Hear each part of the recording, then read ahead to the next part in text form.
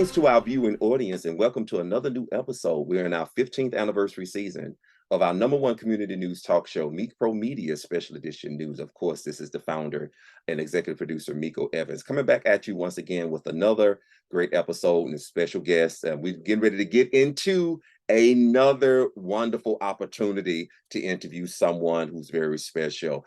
Before we get into our special guest right now, please check out all of our previously broadcast shows right here. The information should be located at the bottom of your screen. For those people who supported us during, I think, either last weekend or weekend before last, when we participated in the annual Atlanta Pride Festival and Parade. I think this is our third time marching in the parade. We want to give you all a shout out and thank you all so much for your participation. That episode of our previous experience will be available possibly after this episode. So we're very excited to share with you all our experience that we had in our third time participating in the Pride March. And get ready for some other experiences, because as you can see in the background, we're still planning for our anniversary world tour. So for all of the businesses that are interested in being sponsors or to actually participate in our advertising specials that we have going on right now, please check us out at the information located at the bottom of your screen. And we are always looking for special guests to join our show, so you can also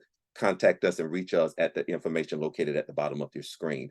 Without further ado, we have a special guest on our show, and this was a referral from one of our previous special guests that we had on our other talk show, History of Black Gay America. And that is actually coming back soon. The new episodes of that particular talk show will be airing, hopefully, at the beginning of 2024 during our winter quarter season, because for those people who follow us, we do have more than one talk show. We have, of course, History of Black Gay America, and we also have our #1 LGBTQ music radio show, the Various Artists Talent Showcase. So the new episodes for that show will be coming on board, hopefully by toward the beginning of next month, right before the Thanksgiving holiday, because you know we got to do it right. All right. So all of our independent LGBTQ artists, please submit all of your music materials and stuff like that to be aired on our show. And we do have some interview opportunities as well. Let's get to this performing artist and this producer, filmmaker extraordinaire that's actually on our show. He's a referral from our boy DeMarco Majors. Can't wait to have you back on the show. Shout out to DeMarco. And I know he hit me up and everything. He said, hey, I was just a part of this film project and I would love for you to interview this brother. His film is going to actually debut, or it actually have a private screening here in the ATL at the Limelight Theater. That's going to be November the 10th. But we're going to get more into that in just a few seconds. Welcome to our show, brother Donnie Hue FRAZIER III. Let me unmute you right quick to get you on board. How are you, my brother? I'm amazing. Thank you for having me. Thank you for using your space so we can amplify not only my voice, but the power of this story and what we're doing with this film, ROUX'S. Thank you so much for the opportunity, man. I can't wait to check it out. Heard so many good reviews about it, even before it's aired. So tell us a little bit about your background first before we actually get into what the film is about. So tell us, our audience, a little bit about who you are and your background. Yeah, so I'm Donnie Hue. I am from Los Angeles, California, born and raised. I have a degree in sociology and psych. I love to enjoy the sun. I love being in community with people and just engaging and making sure that we use our talents and our voices to uplift each other. 32, I'm a Libra. I I know we literally just spoke about our signs and everything like that, but yeah, it really guides my life. I'm really into astrology and understanding my natal chart and who I am. I think it's like a cheat code to life. And so, yeah, I'm pretty optimistic. I love smiling. I'm a bundle of joy, and I'm a creative in like so many different mediums and so many different aspects. And so, yeah, being a filmmaker is the way that I use my talent and my gift to make an impact. Now, this is interesting because this is not the first time we've heard people who, when they went to college, they've actually majored in other arenas, but they end up working in what they're really passionate about. So tell us a little bit about the transition between actually going to school for sociology and then all of a sudden realizing that, hey, this is not who I really am. I mean, I'm meant to be a filmmaker. I'm meant to be in the arts. So tell us a little bit about that transition. Well, The beautiful thing about the subject sociology and psych is that like, they inform so much of what I do as an artist because it makes me a trained observer. And so paying attention to the way that people operate and the way that people navigate society, and how they're impacted by external factors and how that what that does to them individually and how that informs the collective. I infuse those practices and that study material into how I develop characters and how I form story. And it actually made me a more compassionate writer and a more empathetic person because it's so much to take into consideration when you are distributing information. And so, because I am a public health advocate, and I write about subjects that could be very sensitive, it helps me be more empathetic and more compassionate with people. And I was actually a pre-nursing major at first. So I went to school and I was studying to become a nurse and taking those classes, learning the human body and all of the sciences. I was also taking sociology and psych on the side. And some things happened with financial aid where they were like, you need to finish this degree like now. And so I was like, well, I have to finish sociology. And so I got out of there, started working in public health and HIV prevention and sexual health. Wow. I've been in the field for 10 years. And after being in the clinical space and recognizing how that works and what it looks like to be Black and queer in that space, I decided that my avenue of impacting people would be through the arts because I've always been a talented and artistic creative person.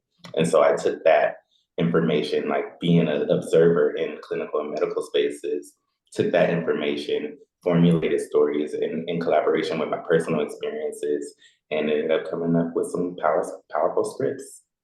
Wow, that's wonderful. Did you participate in the arts growing up, even I before you did. decided to actually, go into the try to pursue a career in the medical field? So did you actually do that growing up? Yes, I did. So I come from a very artistic family. My dad used to draw a lot, and I grew up drawing. That was my first introduction into the art space, is to draw, to use the pens and the pencils and the markers and color. And so I explored with that. I was in third grade going to a university to take art classes on Saturdays, and I was performing in drama and theater, always doing the talent shows and learning monologues and things like that. And so, when I spoke about astrology earlier, my rising sign is in Scorpio, and with that, my 10th house of career and public image is in Leo, and so that's where the performer comes in. It Wow. really helped me understand that being a Libra with an Aries moon and a Scorpio rising with the 10th house in Leo, all of my creative passion and all of the things that make me like emotionally driven come out through performance in the art. And so that's how I express myself. Awesome. Awesome. This is beautiful, man. Um, how was it growing up when it came to you coming into the awareness of your sexual identity? It was interesting because I grew up around, like, my dad was very present and he had me in sports all the time. And my mom was the one that was like, okay, well, he likes art. And so I'm going to focus on the art. So I had this very beautiful balance of activity and extracurricular.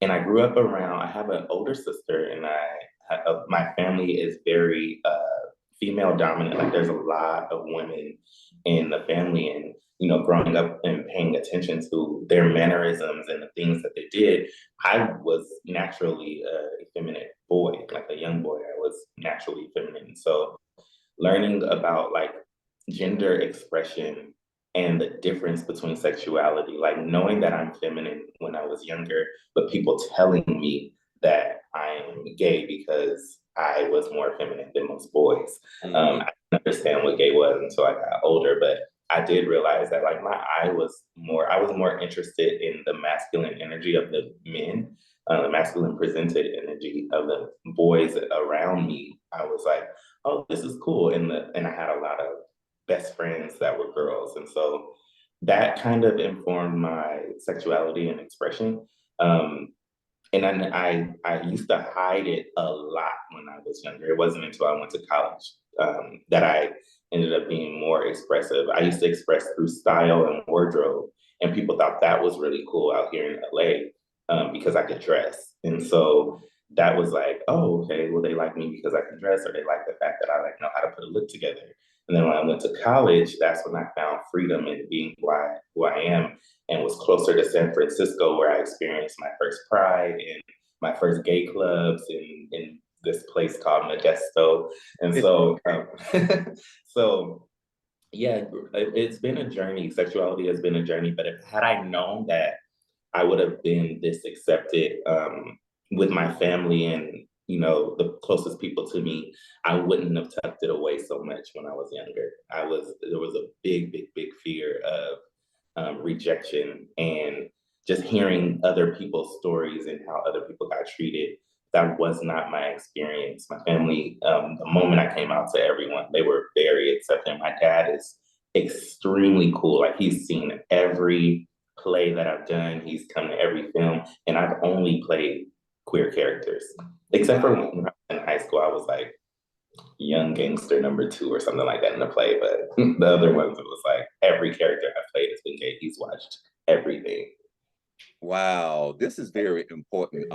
One of the reasons why I love bringing other people on the show, and we've done this over the course of our 15-year run, is that we've always wanted to make sure that people see members of the queer community in a variety of lights. Just, like we say, even as people of color, all Black people are not a monolith. Members of the queer community are not a monolith either, and everybody's experience is different. And so you're very fortunate to have parents that accepted you for who you are, because like you said before, everybody didn't have that experience. 100%. A lot of people had no choice but to tuck away who they truly are. And it also depends on not just your upbringing, but also the generation that you come up in as well. Because one of the things that's beautiful about your generation, because like I said, you're millennial, but you're latter millennial, a little Gen Z. You all are growing up in a time to where during that time you all was allowed to be a little bit more freer. Yeah. Plus, by you also being born and raised in California, well, Yes. that area, that's the home of the arts, the home of even queer history, a part of queer history and identity expression. I had a chance to go to San Francisco once, and Okay. this was like during the mid 90s. Mhm. Yeah, I'm telling my age. The mid 90s and stuff. And I remember the first time I went to the Castro, it was just a beautiful experience for me. And this, especially someone that's born and raised in the Confederate South. That was just a wonderful experience and a freeing experience for me. So I can imagine how it was actually growing up in that arena and Yeah. that all around you. So that's just beautiful to hear and stuff. When did you do what year was it when you actually started doing your first project? So like in film or in acting, All of it. or Yeah, all I of it. mean, like, Okay. yeah, when you realize that, hey, I'm my own producer, I have my own ideas, because it's one thing to be a part in somebody else's project, to be an actor or somebody in somebody else's project, but when you Mhm. started realizing that, hey, I got the ability to produce my own. So when did that happen? Yeah, so that happened in 2019. It was early 2019. I had done plays, commercials, TV and film, and all the other things before. But in 2019, I had hit this patch in my journey where it was really, really rough for me on the actor's journey, because at that point, I've always been a storyteller. I've always blogged. All my Facebook statuses were like long blogs. Hmm. People like, you need to write a book. Like, your experiences are like crazy. And so in 2019, I was sitting in a coffee shop and I was freelance, and I didn't know what my next artistic or creative endeavor was because I have wore so many hats. I was a stylist before. I've done like a bunch of different things, and that landed me on set. And so I knew that I was supposed to be in front of the camera for sure. And so I'm sitting in this coffee shop every day, not knowing what I'm gonna do, and I get hit up about a talent showcase. And I was like, I don't want to learn a monologue or somebody's poem or anything like that when I have my own story to tell, because right up until that point, I had gone on a sexual liberation journey where I had like accumulated so many different stories. And so 2019, I'm sitting there and I get hit up about the talent show. And I was like, hey, look, I don't want to learn anybody else's material. Can I write something? Like, can I perform a skit? And he was like, yeah, it's my friend Christopher Webb. He worked at the Ahmad Institute out here in LA. And so I sat there right after I got out of the DMs with him. I wrote 12 pages worth of material, just putting the story out that I needed to tell that I thought would be the most impactful. And after I wrote that, I sat with it and I was like, am I really gonna do this? It's 2 weeks away. I gotta learn all this stuff. And I wanted to incorporate dance and performance, and it was on stage. And so I didn't have money to book a stage, but they had a talent show. I'm like, yeah, I got the stage, I got the story. I cannot miss this opportunity. And I ended up performing at that talent show. I saw the reactions from everybody in the crowd and how they were just like dancing with me. I did some Beyonce choreo, so it was from her homecoming performance, the Diva song. It was like a mix. And that dance break was very popular at the time. And so I did that on stage and told the story of ROUX'S Blues, which was a 12-minute one-man show. I was on the phone using my voice, manipulating my voice to be different characters while I was performing as Roux. Wow. And I how that did. And then once I got off that stage and like people were really rocking with that story, I was like, I got to do this again. So I saved up money from doing like personal training and a little background jobs here and there and booked the theater myself. And I sold tickets and had people come. I added 12 more minutes, 15 more minutes. So it was a 30-minute set. And when I realized how successful and how powerful that was for people to come to my event, and I had sponsors, people sponsored tickets, people gave condoms and sex kits and all these things for me to give to the community, I was like, I am doing the programming that I was doing in the clinical space, but on my own, and I'm able to tell my stories as an artist. And I saw how I was supported, and I went back home and just marinated, and I was like, okay, I gotta do something with this. And so I ended up writing a full script, like 116 pages. After that 116 pages, it was gonna be a full-on play, but the pandemic happened. And so I was like, well, if we're that fragile, like I want longevity. I want this to be able to stick around for a very long time. So I was gonna do a play, but I thought about rehearsals and all this stuff. I was like, that would be working really, really hard. I want to work smart. And so that one-man show became a feature film. And that's how we got to where I am now. Wow, that is a powerful journey, man. And that's a great way to end this first segment. So those of you viewing right now, we get ready to take our own commercial break. When we come back, we are going to dig deep into this wonderful film project, which, like I said, used to be a one-man show, as he just explained. We're getting ready to deal deep into ROUX'S Blues right here on Meak Pro Media Special Edition News. We're still in our 15th anniversary season. Don't go anywhere. We do have more in store. You're tuned in to Meak Productions syndicated shows. Don't go anywhere. We do have more in store. Hello, everyone. This is Chris Lugo, Executive Director of the Out Georgia Business Alliance, Georgia's only chamber of commerce serving the LGBTQ+ community and our allies. Formerly known as the Atlanta Gay and Lesbian Chamber of Commerce, Out Georgia serves the community by advocating for the most inclusive and equitable business environment, providing support and resources to fuel economic growth, and driving meaningful community connections and impact across the state of Georgia. For more information about membership and the legacy of our organization, please visit outgeorgia.org. Once again, that is outgeorgia.org. We look forward to serving and networking with you soon. Meak Productions is proud to be an official media partner for this organization. Hey there, this is George Carlton, President of the Metro Atlanta Association of Professionals. Are you looking to expand your business, seeking employment connections, or want to grow your professional network but don't love traditional networking? The map is right for you. As Atlanta's first LGBTQ+ business association, we pioneered partnerships and networking with Atlanta's leading changemakers to help you connect authentically, in person and online, with people from diverse industries, identities, and histories. For more information about membership and being part of our legacy, visit our website at www.maapatl.org. Once again, that's mapatl.org. We look forward to connecting with you real soon. Meak Productions is proud to be an official media partner for this organization.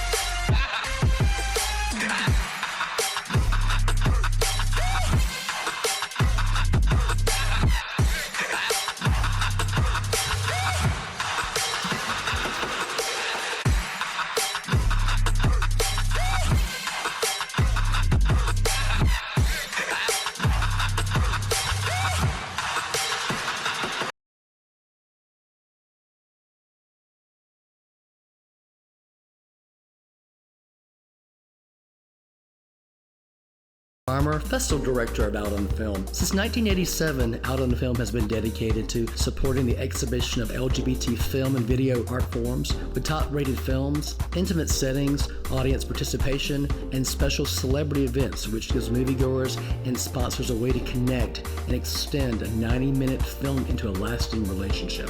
For more information about film submission, the history of the festival, and how to donate or sponsor, please visit outonfilm.org. That's outonfilm.org.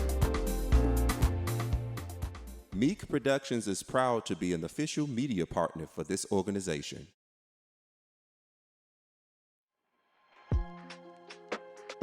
Soul searching is hard as hell.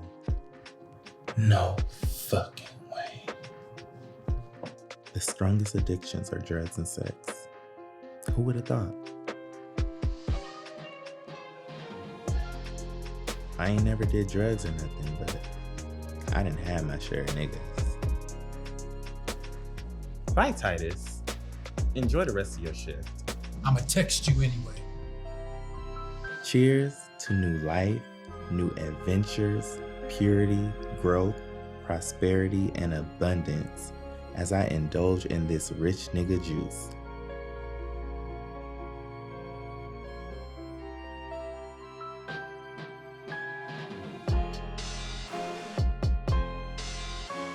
Spirit, reveal all bullshit and rid of everything that no longer serves me. And so it is.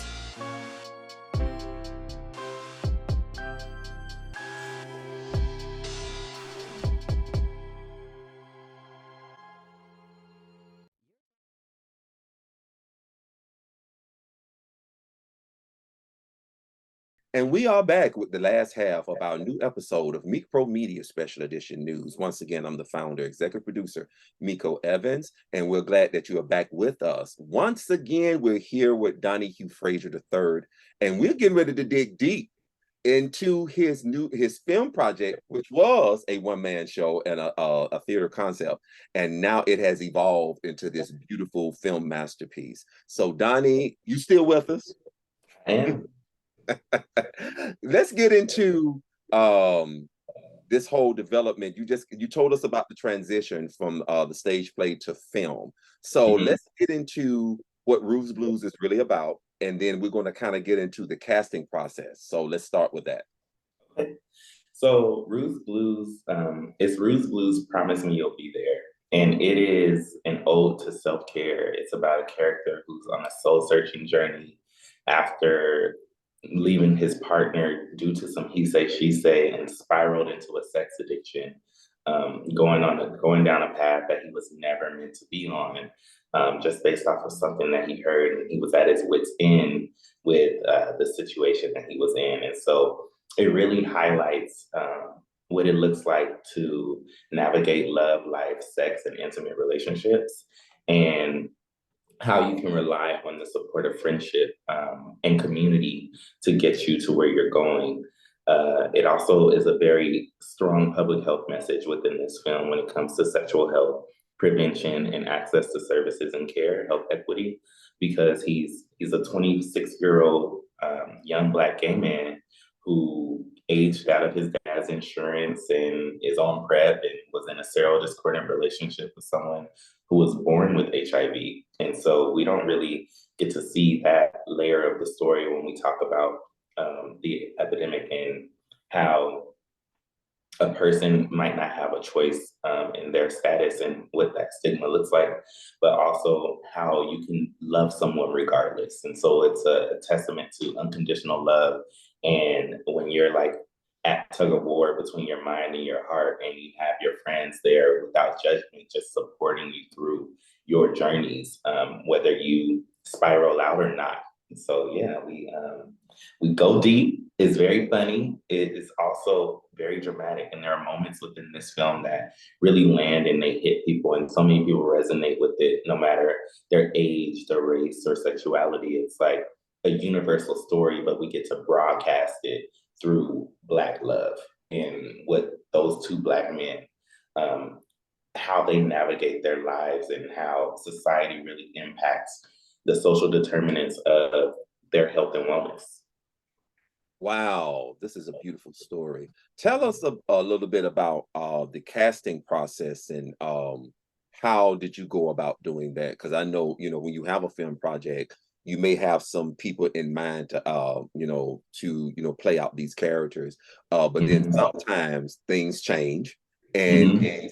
through the audition process, you may see somebody that may spark that inspiration in you saying, no, I think this role should be for this person. So tell us a little bit about your casting process. Yeah, so I did all of the casting. I think I had about 14 castmates, Wow. including myself. It was pretty seamless. Like I paid attention to people who said they wanted to act. I paid attention to people that I saw talent in, and I just reached out and I took a bet. It was like most of the people that were in this film had never done acting before. One of the Wow. Are you one serious? yes, one of the fan favorites, like one of the most loved characters in this film. This was his first time ever acting at all. And he loved it and he killed it. And everybody loves his character. He plays Rue's best friend, Mitchell. His name is Jamal Lewis. Um, we have the heartthrob Cecil Clay, who plays the love interest. That was a beautiful ask. I remember being next to him at, there's a very popular DJ. He's a friend of mine. His name is Brian Henry. He had a block party out here in LA, and I was standing next to Cecil, and I was like, why do I feel like he's Levante right now? Like, I feel like we're going to be working together soon. Like, I need to talk to him about casting. I cast characters that, well, there's Jessica. We were in theater together. We did a bunch of plays together. I hit her up and I was like, girl, I wrote this role for you. Like I can't see nobody else doing this. You were perfect for this. And she's another one that people love. She's a great comedic actress. And then we have DeMarco, who who connected us. DeMarco, I know, is down for any and everything. He's so supportive and he loves a good story. And he's one of the people that believes in what other people are doing. And I was washing my dishes one day. I was like, who's gonna push the envelope and play Titus? Like, who doesn't mind going there? Because this person could be easily seen as the villain of the story. And I was like, let me reach out to DeMarco because his name came to me while I was washing dishes. And as soon as I texted him, he was like, how can I help? What do you need me to do? And I was like, this is what I need you to play this character. Boom. He was like, it's done. And so when I orchestrated this cast, it came together so perfectly because I was able to reach out to people that I knew. Like these are my friends that we made this movie with. And they were all so committed and supportive and wanting to play these characters, and it gave such good life to them that the story came together. I couldn't see it any other way. And we did have a few roles that I had posted, like 3 of them that I was like casting, like, hey, submissions and things like that. And I became a casting director. I'm getting emails with auditions and looking through them and giving people the feedback or letting them know that they didn't get the job, or when they did get it, it was like all of that excitement, like being on the other end of what it looks like to feel someone book a job and how that translate through email and virtual communication. It was such a beautiful process. So casting came easy. I'm really proud of myself for doing that because I have an eye for good people and good talent, and they gave it their all. Wow, this is I can't wait to see it. Yeah, I I can't can't wait for you to see it. and speaking of that, you actually have a scheduled screening here for the ATL, and that's going to be next month, November 10th. And it's going to be at the Limelight Theater. Yeah. Tell us a little bit about now. Is this going to be your first private screening of the film, or have you had private screenings before? Yes, I've had plenty before. I've done 4 in Los Angeles. Well, 2 were private. One was the premiere, and then someone in the audience saw it and was like, we need to do this again. Like, this story is amazing. And so 3 months later, we did it both times at the Miracle Theater, which is a historic landmark in Inglewood, California, and which was a perfect place to have my first time, showing the film. Huge theater, beautiful setting. The next time was the Pan African Film Festival, which Wow. is a very, very large, nationally known Film Festival, and our film was nominated for Best Narrative Feature Film in this festival, which got us a lot of recognition and had people from London and Cleveland and other states and stuff reaching out to us to, submit to their festivals to put us on the radar. Wow. And it was very beautiful. 2 shows, one was on Valentine's Day and one was 3 days later. And Valentine's Day is a huge theme in the film, as well as it is National Condom Day. So there's a huge storyline where like Rue hands a condom to Titus and Titus doesn't on. And so there's this big thing about like Valentine's Day, that being an anniversary, and so many messages. So that was perfectly placed. And to be nominated for a prestigious award like Best Narrative Feature just really let me know that we created a really good story. And we were the only film that was Black and queer and that was written in the United States, or produced in the United States. Every other film was foreign in that category. So I felt really proud about that. Wow, We went congrats, man. Thank you. Yeah, we did 2 other places outside of that. We did Boston, Massachusetts in February, and we did DC in April. Oh, awesome. Awesome. So Atlanta's kind of going to be like the 5th. Yeah. So we had Los Angeles, Boston, DC.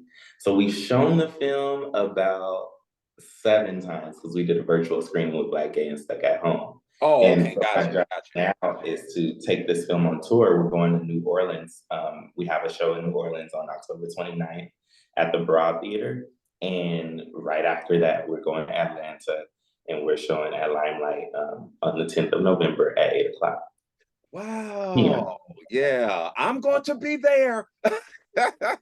So I get to meet you in person. So yeah, you make sure you put me on the list now because I'm going to be there. I got you. All you got to do is show up, Nico. Oh, wow. I mean, I'm excited, man, because anything that DeMarco does is involved in, of course, it's going to be quality. And, I'm just excited just to, see the story, see your vision play out. This is going to be a wonderful experience. And for those people who are viewing us right now in the Atlanta area, you have time to RSVP. Do you already have that available? Yeah, the tickets are available you can either get them on Limelight or you can go to ROUX'sBlues.com. I'm not sure if we can put like a link up or send one out, but ROUX'sBlues.com, ROUX'sBlues.com, ROUX'sBlues.com. And you'll be able to click on the link that'll take you straight to the Atlanta tickets or the New Orleans one. All of that information is located at the bottom of your screen, you all. So you ain't even got to worry about all of that. And it's also located in the description section below this, in the YouTube description area. So you'll be able to go directly to the website to get your tickets in advance. Well, it's going to be in New Orleans, which is going to be in a few days, as actually before Halloween. And of course, for those people in the ATL area, you'll get a chance to see it on November 10th. And I cannot wait. This is going to be a wonderful, wonderful experience. What's in store for the future, besides, pushing this project, but any projects you got going on in the future?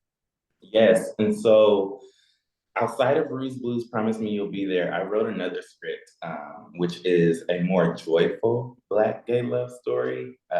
It gives me the essence and the energy of Love Jones. It's a film that takes place inside of a coffee shop, and it's called The Scent of Coffee, where 2 characters meet and fall in love.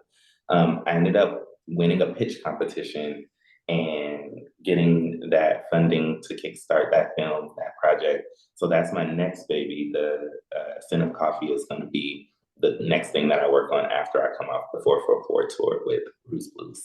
Oh man, that's going to be wonderful, man. Yeah. So 2024 is already planned. That's right. It's a thing, and it's just starting. Like, I feel like my seasons come, and this is one of my seasons where I'm like, okay, let's go. And so the 444 tour, 444 is one of the angel numbers that comes to me frequently whenever I do anything creative. And so all of the things that I've done creative have come to me at 4:44 in the morning, which is really eerie, but like when you understand what it means, it's like, okay, like I get it. Like I'm supposed to be paying attention to this, taking the leap of faith and knowing that I'm not alone on this journey of bringing these things into fruition. And so 444 is a huge symbol of the film because there are so many things that can go wrong with Rue, but he's just protected and governed by the angels. And so it's a 444 on his hat. And so I named the tour after that because I only initially wanted to hit 4 cities: New Orleans, Brooklyn, DC, and Atlanta. But there are so many opportunities out there right now to where the 444 tour will be expanded to many other cities. And so once that's done, I mean, in between that, I'm going to be working on the Send Up Coffee. But once I'm like settled, it's time to get into production mode again. So I'm going to be casting again and doing that. Wow, man, this is going to be wonderful and stuff. And we can't wait to work with you in your upcoming projects. And I can't wait to meet you in person. Can't wait to see Can't you. wait either. I mean, all of this is going to be happening in my birthday month. Oh, wow. So we got a lot in store. So once again, for those people who are interested in purchasing tickets to see ROUX'S Blues, please go to the website. All of the information is located at the bottom of your screen. Donnie, I can't wait to meet you in person. Thank you so much for being a part of our talk show. Of course, we're going to have you back when we get ready to talk about your next project.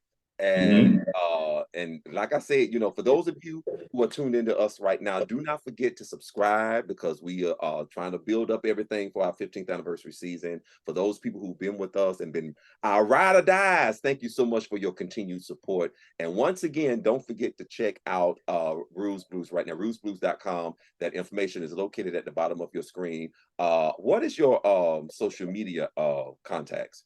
Yeah, I can be contacted at Donnie Hue on Instagram, at DonnieHue. That is my most active social media avenue. Like I don't really use anything else. So Instagram is where you'll find me and some of the stuff that I'm doing and just get more information on who I am as a person, watch my stories. I'm pretty fun, chill. Yeah, I can see. Thank you so much once again, Donnie, for being a part of the show. And for those of you that are tuning in right now, thank you once again. And stay tuned for our next episode. Like I said, we have coverage from our annual participation in the annual Atlanta Pride Festival and Parade. So until next time, we look forward to seeing you and hopefully hearing from you real soon. Once again, look forward to meeting you in person, Donnie. I look forward to meeting you too. I'll see you soon. Cool.